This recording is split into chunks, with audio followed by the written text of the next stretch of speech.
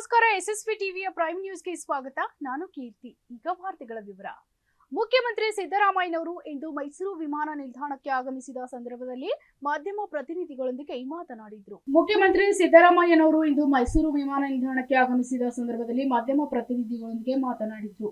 ಬಜೆಟ್ನಲ್ಲಿ ಮೈಸೂರು ಏನು ನಿರೀಕ್ಷೆ ಮಾಡಬಹುದು?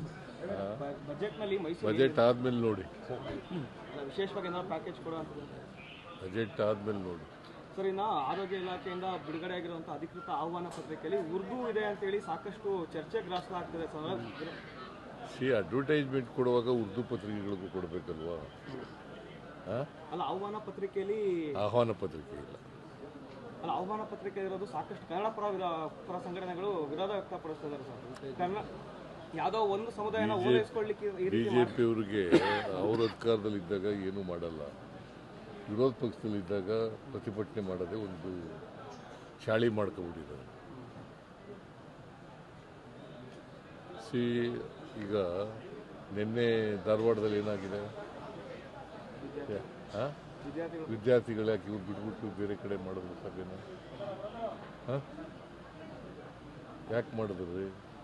ಆಯಿತು, ದೇವರಾಜ್ ಅಲ್ಲ, ಇವರು ನರೇಂದ್ರ ಮೋದಿಯವರು 2 ಕೋಟಿ ಉದ್ಯೋಗ ಕೊಡ್ತೀವಿ ಅನ್ನೋದ್ರಲ್ಲಿ ಏನಾಯಿತು? ವರ್ಷಕ್ಕೆ 2 ಕೋಟಿ ಉದ್ಯೋಗ ಕೊಡ್ತೀವಿ ಅಂತಂದ್ರಲ್ಲ. 10 ವರ್ಷದಲ್ಲಿ 11 ವರ್ಷ ಆಯಿತು ಇವ್ರು ಬಂದು. ಎಷ್ಟು ಮಾಡಬೇಕಾಗಿತ್ತು? ಎಷ್ಟು ಉದ್ಯೋಗ ಕೊಡಬೇಕಾಗಿತ್ತು? ಆಯಿತು, ಇವರು ಬಿ ಜೆ ಪಿಯವರು ಅಧಿಕಾರದಲ್ಲಿದ್ದರು 4 ವರ್ಷ, ಎಷ್ಟು ಉದ್ಯೋಗ ಕೊಟ್ಟರು? ವಾಟ್ ಮಾರಲ್ ರೈಟ್ ಅವ್ರಿಗೆ? ಯಾವ ರೈಟ್ ಇದೆ ಅವ್ರಿಗೆ? ನಾವು ಮಾಡ್ತಾ ಇದ್ದೀವಿ.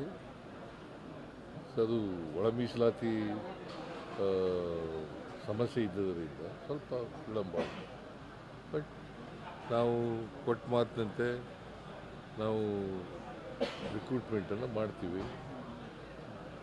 ಅದು ಕೂಡ ಈಗ ಬಜೆಟ್ನಲ್ಲೂ ಕೂಡ ಕೆಲವೆಲ್ಲ ಘೋಷಣೆ ಮಾಡ್ತೀವಿ, ಕೆಲವು ಇಲಾಖೆಗಳು ಮಾಡ್ತೀವಿ. Bureau report, SSV news, Mysuru.